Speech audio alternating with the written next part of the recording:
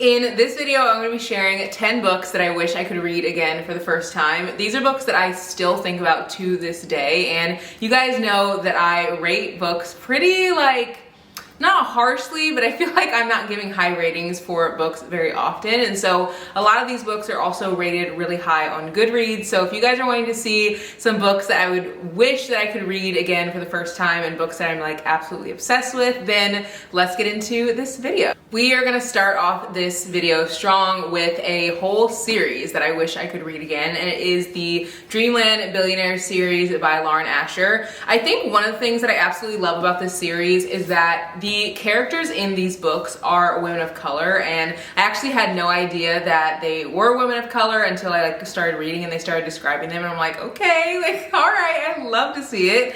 And I think I also really like that obviously the characters are billionaires, so you get to see the rich and they're flying on jets and doing crazy things like that, but I also feel like they were very down to earth, very lovable and likable, and I don't know, I just really fell for every single couple in all these books. The fine print is the first book, the second book is Terms and Conditions, and the third book is The Final Offer. I think my favorite out of all of them was maybe the fine print. I feel like a lot of people didn't like the fine print, but I feel like my favorite was the fine print, maybe because so many people didn't like it, so I wasn't really expecting to enjoy it. But honestly, I loved all three of them. I rated all of them 4 stars, and it was super, super easy to read. So if you're someone who really struggles with finding books that you're gonna be really hooked into, I feel like this is a good series to hop into because it's mostly dialogue, and so you'll get lots of text messages in here, and you'll get lots of talking and stuff. So you don't get a ton of description, which I feel like sometimes can be really boring. And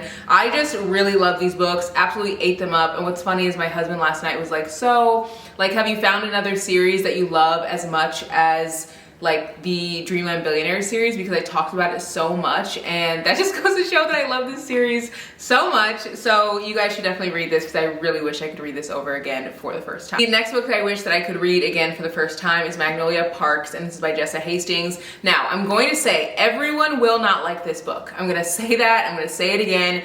Everyone will not like this book, okay? I feel like anytime I share about this book, so many people are like, how could you like that?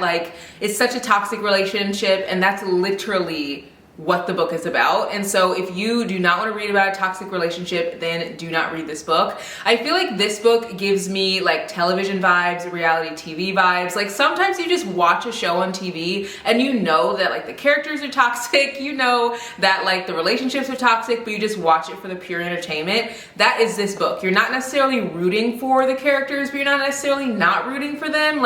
It's just pure entertainment. And I feel like if you like Gossip Girl, you'll really like this as well. I also like that Magnolia Parks is a woman of color again, and I feel like I've really been gravitating towards stories of women of color just because obviously I am, and it's just really nice to see them in stories, but especially popular stories. And this is about a friend group, and all of them are really rich, and you can see that they all cared about each other so much, but there's also couples within the friendship, and there's some drama, and not some drama, honestly, a lot of drama. And this story is about BJ and Magnolia Parks, and they've been off and on again for a really long time, and pretty much they're super toxic, not even partially toxic, super toxic with each other. But if you like reality TV shows, if you like the kind of messy stuff that you see in reality TV or entertainment and stuff, I feel like you'll really like this. It's also written in a way that's very different from how a lot of books are written. You kind of get into the character's head, I think, more than anything. You get a lot of description.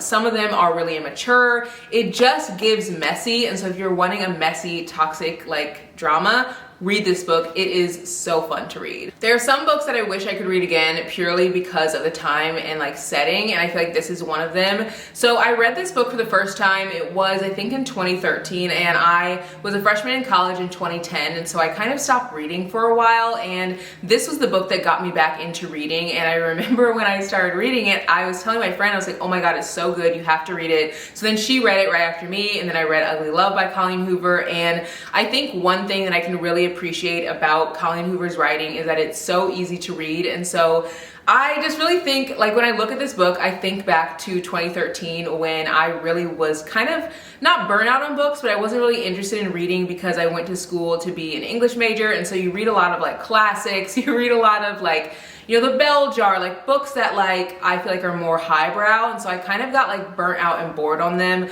especially because as I was in my early 20s, I felt like, okay, I'm gonna be an adult, like I really need to read adulty books. So I wasn't reading anything that like I feel like is fun to read now, like contemporary fiction, contemporary romances, which is my favorite genre. So I found this book, I don't even know how I found it, maybe it had just come out, I can't remember.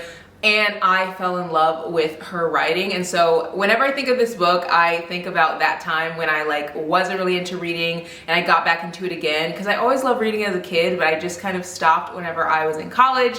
So that's what this book makes me think about, and I actually reread it again this year to see if it like lives up to the hype of when I first read it. I think back then I would have rated this book like 5 out of 5 stars, and now I rated this book I think 4 stars. It was really good. There's like a really big twist and stuff, but I feel like if you've already read it, it kind of is a little like you already know what's gonna happen, you know, but it still is so good. And I can't really like explain too much about this book because I feel like it might give some things away, but I really did like this book, and it really takes me back to when I stopped reading and kind of got back into reading. And this is Hopeless by Colleen Hoover. I didn't want to talk about this book first because you guys probably just know that this is coming, but I think that if I had to choose one book, like one romance to recommend, it would be this one. And I rated this book 5 out of 5 stars. It's called Love in Other Words by Christina Lauren, and they're actually 2 authors, fun fact, not one.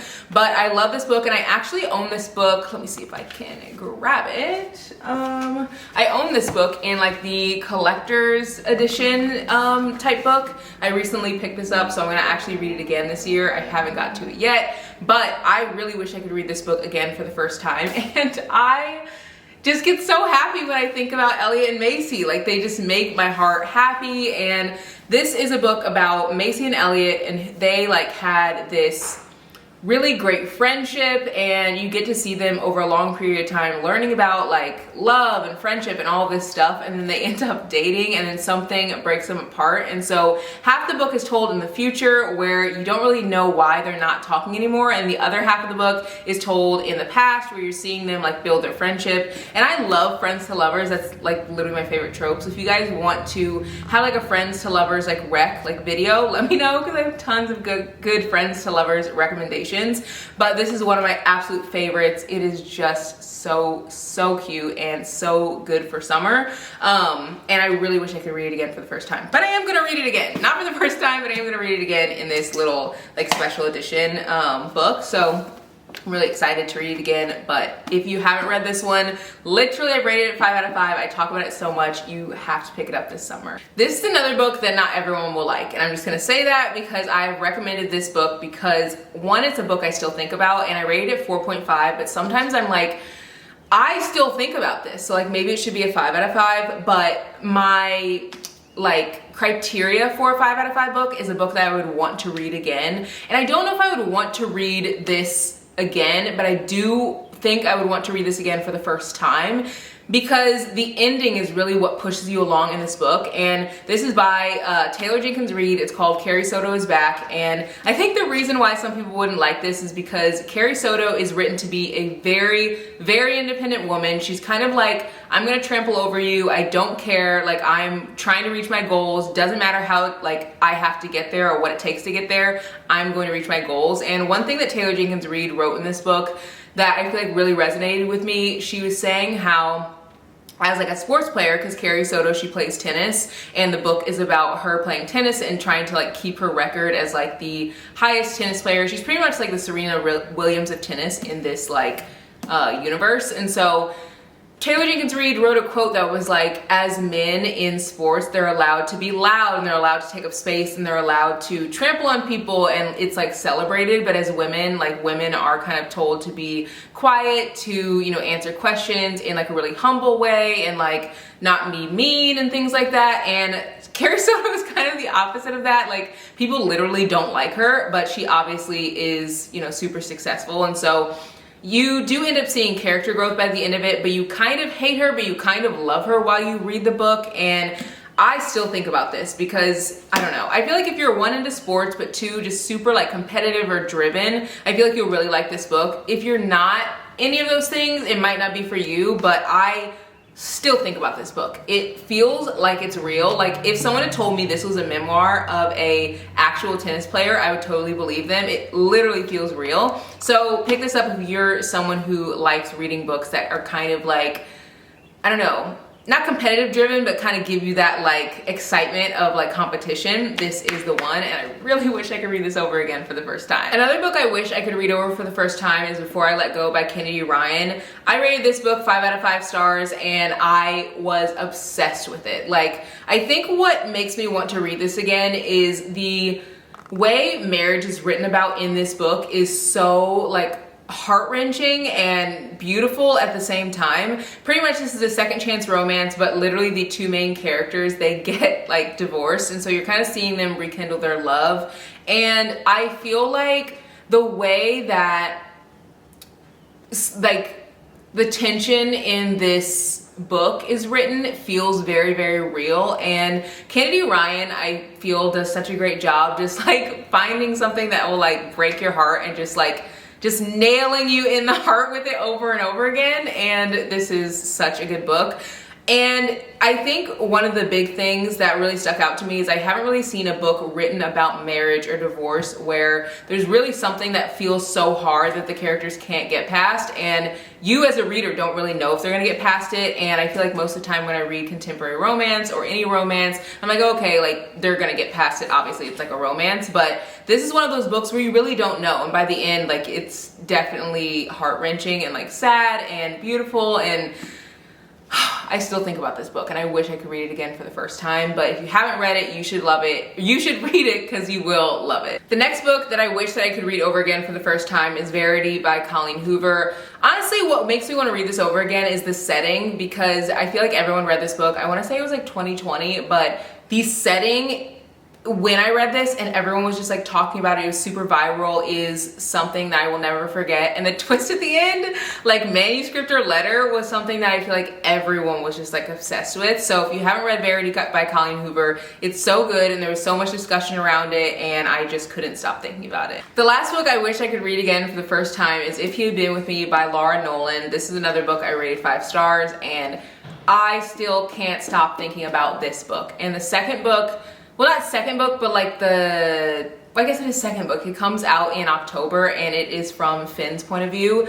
This book literally broke my heart. Like I just was so emotional when I read this book, and some people don't like it because it is very like character driven. Like there is something that's driving it, because you find out in the first chapter there's something that's kind of traumatic that happens, but the rest of the book is very character driven. But I feel like I love this book because it really took me back to high school, and it took me back to really trying to find your way and figure out who you are, which can be really hard to do. And it really made me think about like the relationships that I don't have anymore, the relationships that I do have, and like why those relationships aren't like there anymore and why they are. And like it just really made me think about my own experience in high school and how like you're trying to fit in and you don't know who you are, and it just is so good. And I'm so excited to read the book in October that comes out, but I'm also so nervous that I'm literally gonna have my heart broken into pieces. Like I wish I could read this again for the first time, and maybe I will read it again, because again, if a book's rated 5 star, it's a book that I will definitely want to read again at some point, because I don't rate a lot of books 5 stars, but this is one that I cannot stop thinking about, and I'm really excited for the second book in Finn's point of view to come out in October. So that is all of the books that I wish that I could read again for the first time. These are all books that I've rated either really high, or they just like are and they are just top of mind for me. These are also books that I would definitely recommend to anyone, other than like a couple of the ones that I share that I don't think everyone would love, but I love. And yeah, if you guys want more book recommendations, make sure you guys subscribe, because I upload videos on Tuesdays, Thursdays, and Saturdays 3 times a week, every single week. And yeah, make sure to follow me on TikTok and Instagram because I also share lots of book chats over there. And then follow over on my pod, Love You Most podcast. Love You Most pod on Instagram and TikTok, so you guys can like hear my book chats at the end of each podcast episode. And yeah, I'll see you guys in the next one.